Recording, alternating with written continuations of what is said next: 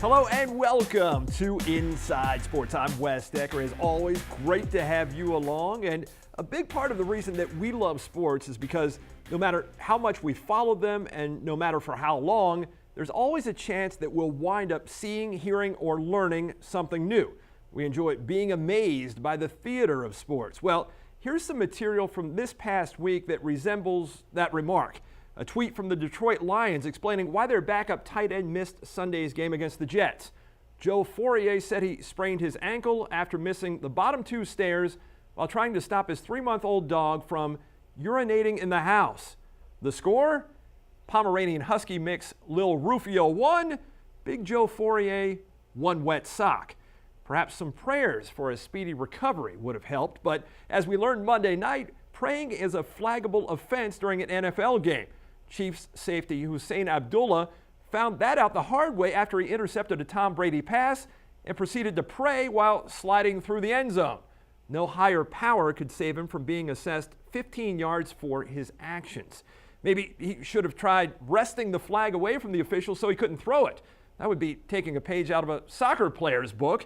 In a French league match this past weekend, a player about to receive a red card knocked the card out of the referee's hand before he could present him with it. Ultimately, the move only served to delay the inevitable. Sports, a forum where there's always a first time for everything, and there is further proof. Plenty of good stories ahead on the show this week. Compliments of our county athletes, golf, volleyball, cross country, and soccer all coming up. Plus, the latest Inside Sports, Tony's Pizzeria premier performer, the Heroes of the Gridiron brings Clear Spring to the house, and we start with the wild football games that Week 4 gave us right after this. Wanna be one, number one, it's gotta be fun. Wanna be one, number one, it's gotta be fun. Punch it, kick it, giving it all. Premier Martial Arts helps take it to the top, y'all. Jab, cross, hook, kick, you feel it when we stick it. Wanna be one, winner, yeah, I won. I'm premier, number one. Wanna be number one, kids? Have your parents call. For over 25 years, Tony's Pizzeria has been serving authentic Italian cuisine. Open daily for lunch and dinner. Stop by today and enjoy one of their many house favorites, made fresh from scratch daily, in the newly expanded and remodeled dining area. Serving a full liquor bar, beer and wine, Tony's 50-person banquet room is perfect for your next celebration. Dine in, take out, or delivery. Come see what's new at Tony's Pizzeria Restaurant and Grill, 10 East Salisbury Street in Williamsport. Welcome back to Inside Sports. As Week 4 began, the Smithsburg Leopards have become the poster kids for the good news, bad news scenario. The good news, the age-old adage says that defense wins championships, and the Leopards own the best scoring defense in the county through 3 weeks, having yielded just 33 points. The bad news was that because of too many penalties and turnovers, that solid defensive effort hadn't translated to a winning record. So Friday night, when the 1-2 Leopards hosted 2-1 Brunswick, there were no thoughts of a championship in their future. Their attention was simply on beating the Railroaders. But following an unsuccessful onside kick to start the game, homecoming for Smithsburg became an immediate uphill battle when the very guy they tried to keep the ball away from on the kickoff burnt them from scrimmage. Trailing 7-0, the Leopards then appeared to put themselves in position to tie with a big play of their own, and they would have been in that position if not for a holding penalty. And then 3 plays later, there was this, resulting in a crippling loss of 24 yards. To make matters worse, Brunswick then proceeded to go 63 yards against the normally stout Smithsburg D to take a 14-0 lead after the first quarter. Now in a similar spot to the previous Friday when the Leopards fell behind North Carroll 17-0, they embarked on digging themselves out of the hole. Utilizing a combination of quarterback Dylan Curtis's arm and legs, coupled with a couple helpful Brunswick penalties, Smithsburg first sliced its deficit in half, courtesy of Curtis's legs. And then his arm nearly equalized things when he hit Ali Robinson for a second score, although a missed extra point left the Leopards a point shy of a tie at halftime. Unfortunately for Smithsburg, in a game of Noah's Ark-like 2x2 touchdown production, it was Brunswick's turn, and the Railroaders capitalized to open up a 27-13 advantage with under 4.5 minutes remaining in the fourth quarter, and Brunswick had the ball. Had the ball, that is, until Joey Schwartz knocked it free and Devin Robinson scooped it up and scored to resuscitate the Leopards' dying chances, which again took a turn for the worse when they failed on the ensuing onside kick attempt. However, the defense wasn't about to throw in the towel. When Chance Bland and Bryce Scott combined on the jarring hit, the football popped free and Devin Robinson came out of the pile with it, and Smithsburg had new life yet again. Behind 27-20 with little time and a lot of field to navigate, Curtis pump faked and then lofted a pass for his favorite target, Garrett Spinks, who somehow, between three defenders, came away with the ball and raced 66 yards to put Smithsburg on the brink of what minutes earlier had been the impossible, the chance to tie. After all of that, a low snap on the PAT enabled a Brunswick line surge, rendering the try unsuccessful and the Leopards heartbroken again. Smithsburg suffered its second cruel one-point setback of the season and is now 1-3 and all too familiar with the agony of defeat. And this Saturday, they get a team that knows only the thrill of victory so far this season. Sorry for the spoiler. That would be the South Hagerstown Rebels, who haven't even exactly been playing what might be considered close games this year. After last Friday night's 56-18 dismantling of Catoctin, the Rebels' average margin of victory increased to 24.3 points per game. South came out aggressive and opportunistic against the Cougars and turned 2 takeaways and the successful execution of a surprise onside kick into 4 first-quarter touchdowns. TJ Peer threw his first of 3 TD passes on the night in the opening stanza, and Daniel Moore ran for both of his in the initial 12-minute frame. By halftime, the Rebels led 42-12 and cruised from there to their 12th consecutive regular season win. This Saturday's game will be South's 46th under head coach Toby Peer, who's won 33 of his first 45, including the last 3 meetings with Smithsburg. Boonesboro had won 3 straight and 13 of the last 14 against Williamsport entering last Friday's showdown, pitting a pair of 2A schools coming off impressive Week 3 Ws, and both were seeking to keep the good times rolling. While the Boonesboro aerial assault that lit up Middletown for 204 yards and 3 touchdowns 7 days earlier wasn't clicking early, Williamsport's passing game worked well enough to move the Wildcats inside the Warrior 30 before it blew up in their faces on a 4th and 15. Linebacker Alex Wetzel latched onto the throw that Brandon Taylor couldn't squeeze and was off to the races 74 yards to the house to give Boonesboro a 7-0 lead just over 5 minutes in. Williamsport enjoyed much better field position throughout the first half, but failed to do anything with it until Boonesboro went for it on 4th and 2 from its own 47 with just over 2 minutes until the intermission and turned the ball over on downs. The Wildcats looked like they might squander that opportunity too, because after a Colby Byers catch that set up a 1st and 10 at the 12, this errant snap followed a false start penalty, and it was 2nd and 36.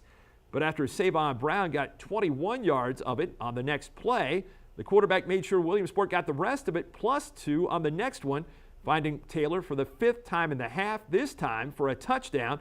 And after Jordan Stonebreaker's 2-point run, the Wildcats took an 8-7 lead to the break. Intent on reclaiming the lead, Boonesboro looked poised to do just that on its opening drive of the second half, but a bad center to quarterback exchange canceled that notion for the time being anyway. Williamsport punted 5 plays later, and the Warriors' Chris Jenkins returned the kick 39 yards to the Williamsport 26-yard line, gift-wrapping Boonesboro its best starting field position of the night, and they wasted no time cashing in. 2 plays and 33 seconds later, Owen Glass dashed across the goal line. However, the Warriors' subsequent 2-point attempt was no good, and the score stood at 13-8. Boonesboro's D then turned in its fourth down stop of the game before the offense just missed converting a 3rd down that would result in a game-changing punt. Byers fielded the low line drive on the run at the 23-yard line and didn't stop until he had brought it back 77 yards to put the Cats back in front 14-13 with 33 seconds left in the 3rd. Boonesboro didn't take long to answer, though. Less than 2 minutes after they fell behind, the Warriors went back ahead when Bo Bodenheimer went 25 yards untouched for 6 points before Bennett tacked on 2 more to make it 21-14 early in the 4th. Boonesboro then tried to surprise the Wildcats with an onside kick, but Jeremiah Yonker covered it for Williamsport at his own 47, and 8 plays later, Stonebreaker put 8 on the board for the Cats, who now led 22-21 with 7:52 to play. On the third play of the ensuing Boonesboro possession, Travis Kendall and Austin Sigler relieved Bodenheimer of the football, and Kendall recovered at the Warrior 38. After two consecutive third down offside penalties on Boonesboro resulted in a Williamsport first down, Stonebreaker and the Wildcats capitalized for their second TD in just over 2.5 minutes, but a failed two-point try kept the margin within one score. Now trailing 28-21 and facing a 4th and 15 at the Williamsport 49-yard line, Bennett, who had just thrown 3 straight incompletions, this time hooked up with a wide-open Bodenheimer on the right sideline to pull the Warriors within a point. Boonesboro was an extra point away from tying it, but that point eluded them as the kick fluttered wide to the left. However, 2 minutes and 21 seconds still remained. Just 38 seconds later, the deficit grew, though, when Brown dashed 44 yards to up the Williamsport advantage to 34-27, but again, the Cats came up empty on their attempt to put the game out of reach.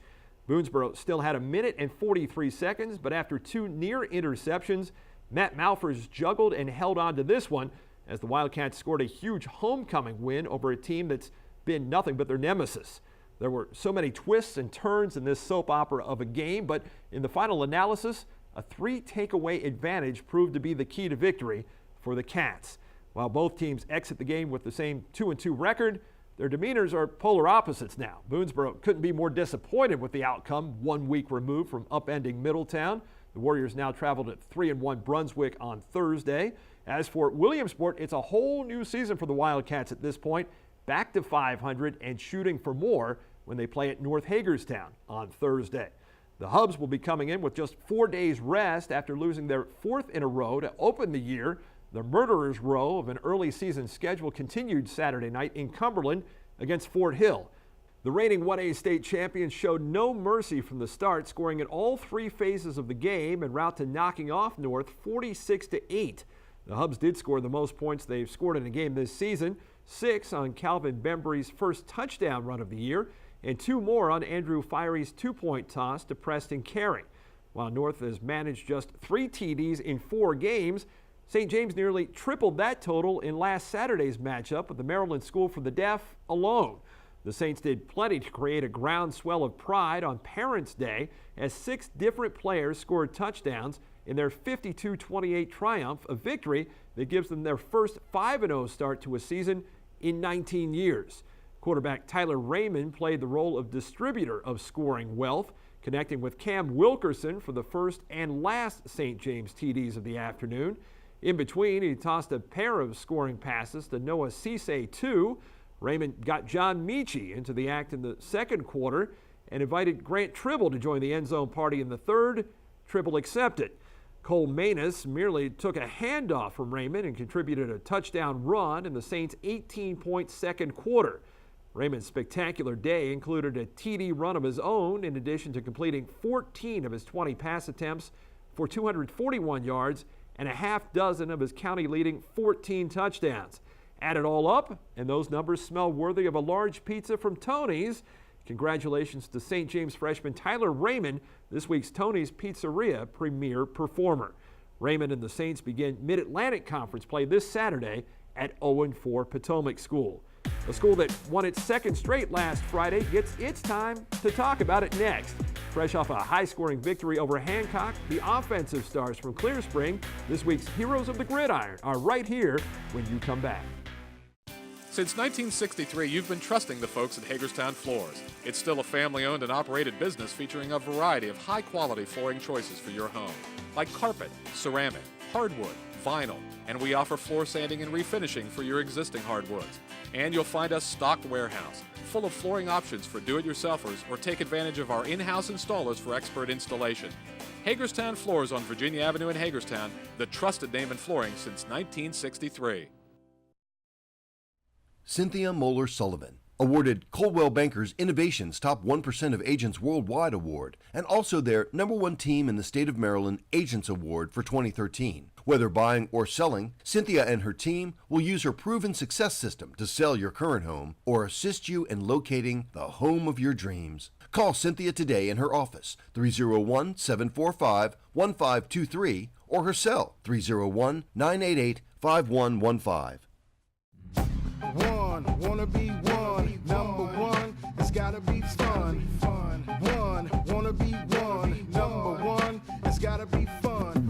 kick it, giving it all. Premier martial arts helps take it to the top, y'all. Jab, cross, hook, kick, you feel it when we stick it. Wanna be one, winner, yeah, I won. I'm premier, number one. Wanna be number one, kids? Have your parents call. Welcome back to Inside Sports. We continue with more football now, and I'm joined by three members of the Clear Spring Blazers. I have the public school leader in passing yards, Henry Eby, the county leader in rushing yardage, Joe McCoy, and the county leader in receiving in Travis Comer. Wow. I mean, what did I do to deserve this? I mean, I've got some of the elite here today, and coming off a big win for you guys on Friday over a rival in Hancock, 39-34, very high-scoring football game. And, you know, it didn't start out real well, Henry, because you get a break. You finally keep Jesse Wolford from returning a kickoff for a touchdown, but then the first play from scrimmage goes 70 yards for Hancock. Noah Teeter runs it in, and all of a sudden, you're down 7-0. But you have an offense that enables you not to really worry about stuff like that. Talk a little bit about this offense, because it is so wide open and it is so prolific, evidenced by what all three of you have done so far this season. So give me an idea of the philosophy behind this offense. Well, we just try to keep everything balanced, and if we see something, we just go right at it. Like we see something right in the middle, we're going to run up the middle. And we see that Hancock was playing no safeties, we can throw on them all day, and Lyon was giving me enough time to throw the ball, to throw to our wide open receivers, and we just had to do our work, and we got it done. Travis, what's it like, you know, playing in this offense with Henry, who last year was the guy who was coming in, getting hit a lot, finishing a lot of games for you guys? Early in the game, you get into the offense, make a 14-yard reception on that opening drive. Tell me about the night that you had, because it was a great one. 5 catches, 136 yards, and a touchdown. Yeah, it was really great. The middle was open most of the game, and whenever they go man coverage, I just give them a step, and just go across the middle.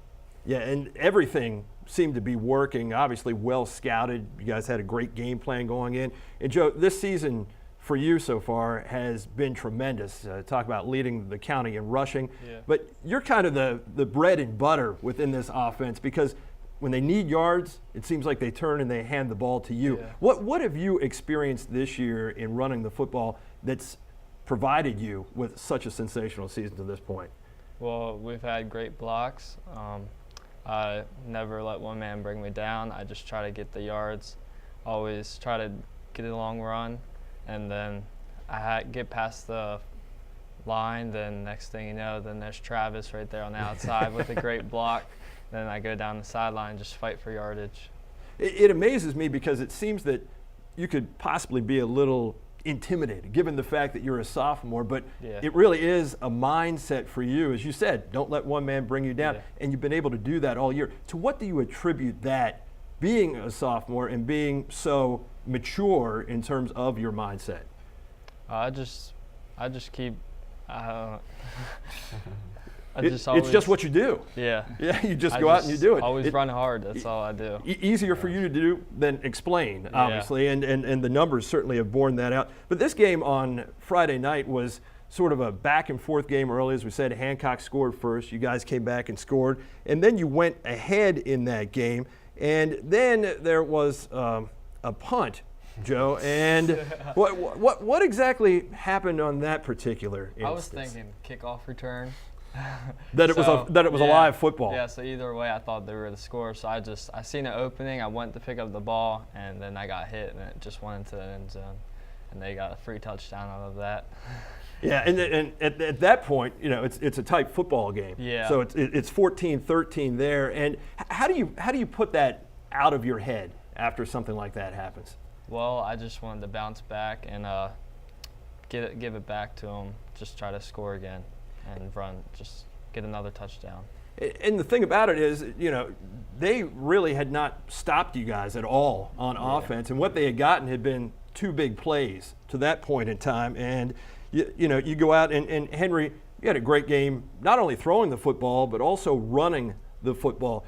How does it help you when you set up there behind the line of scrimmage in that shotgun to really, oversee what's going on and be able to determine what you want to do with the football? It's coming from great coaching. We go over our reads and during when we run the offense in practice, and we see where we want to throw the ball, and if I can save the pocket, I just get as many yards as I can, and if we got a room to throw it, we throw it. Hey, Travis, you made a couple tremendous catches in that football game. The one for the touchdown, though, was a terrific catch in and of itself. What's it like with Henry throwing you that football and just feeling like, there's so much confidence in you guys as an offense from the coaching staff? How does that play into what you're able to do on the field? He was playing real well that game. He was on point, always throwing ahead of me, and it just really helped out.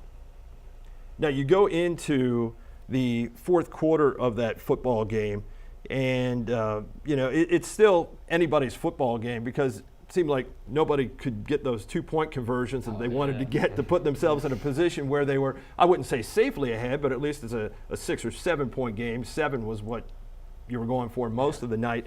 So in that fourth quarter, how much did it come down to just kind of gutting things out? Because you knew this was a very important football game, Travis. I just didn't let anything outside of me when I was playing corner. Trying to keep everything inside and just getting tackled.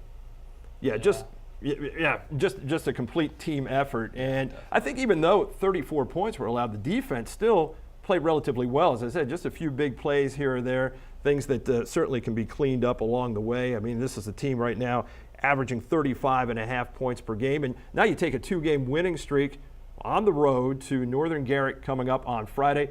And what's the deal with that? The road games have been the ones that you've won so far this season. So looking to make it 3 in a row, a 2-2 record right now, trying to go 3-2 by the halfway point. Guys, thanks for being here and best of luck on Friday. Thank you. I'll be back right after this. The show continues. I've got all of the other fall sports to talk about when I come back.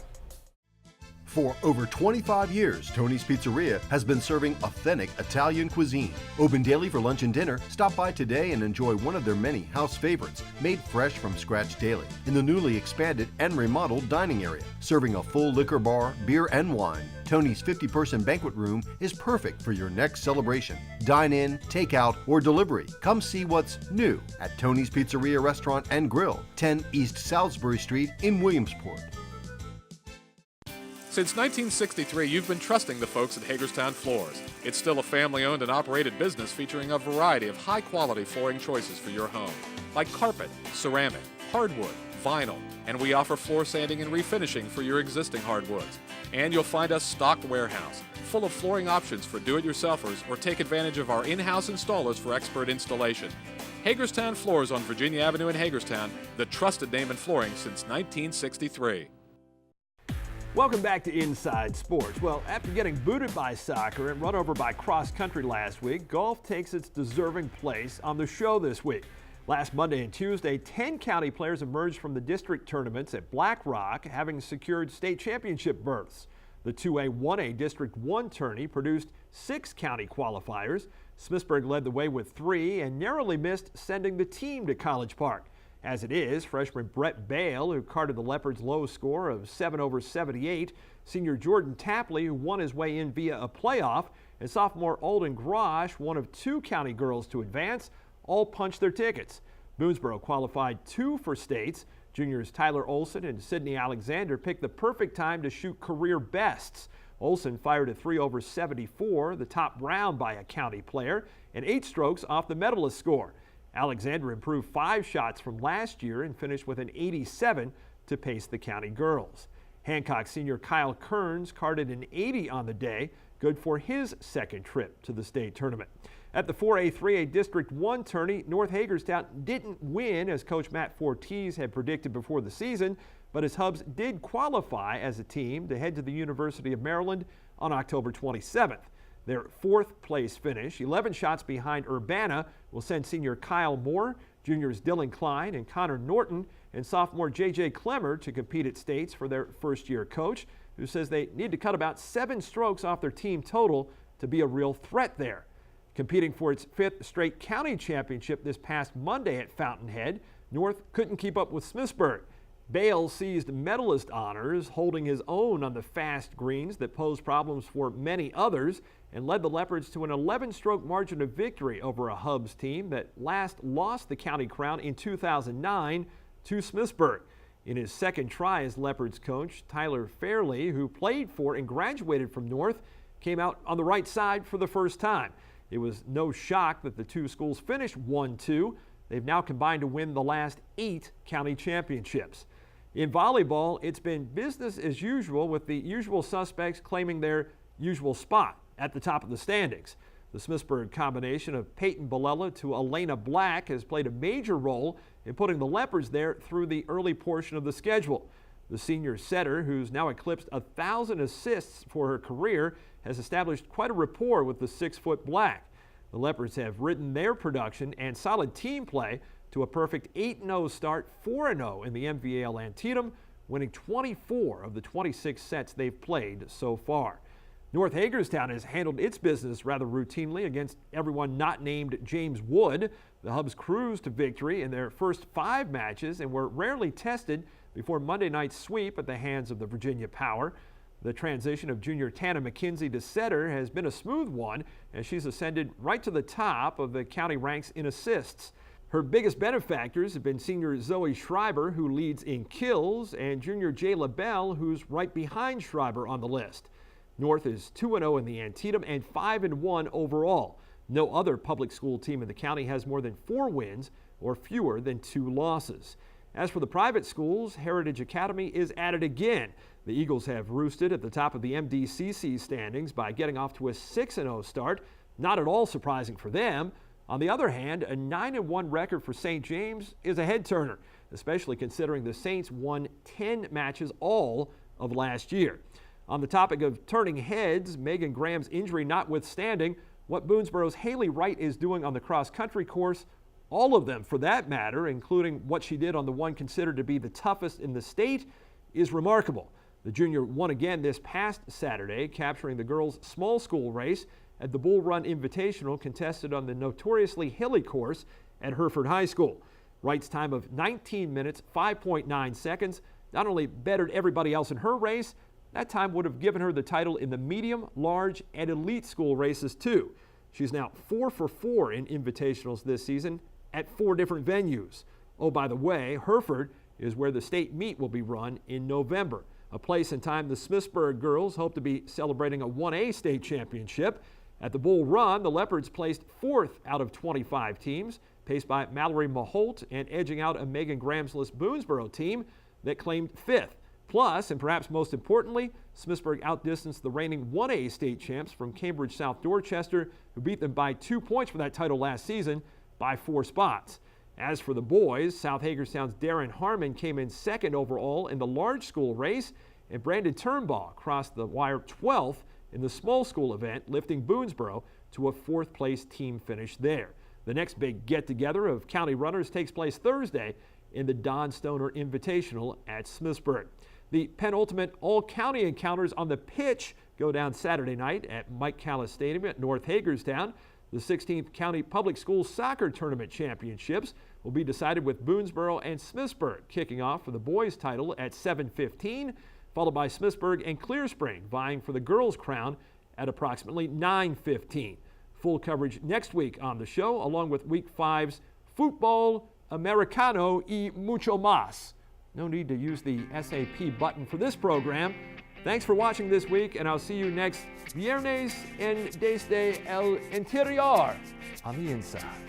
Hey, your sisters and your brothers, your haters and your lovers, you gotta get up in the streets.